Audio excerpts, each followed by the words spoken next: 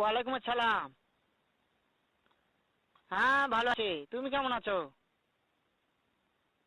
হ্যাঁ ভালো আছো না? আচ্ছা তুমি কার সঙ্গে আছো? ওই মাদার চোরের সঙ্গে। ওই মাদার চোর তো এতই হারামজাদা। ওই শুয়োর বাচ্চা আল্লটির বাচ্চা। ওই সাহাচুদির বেটা মাগির লিসা, এতই মাগির লিসা।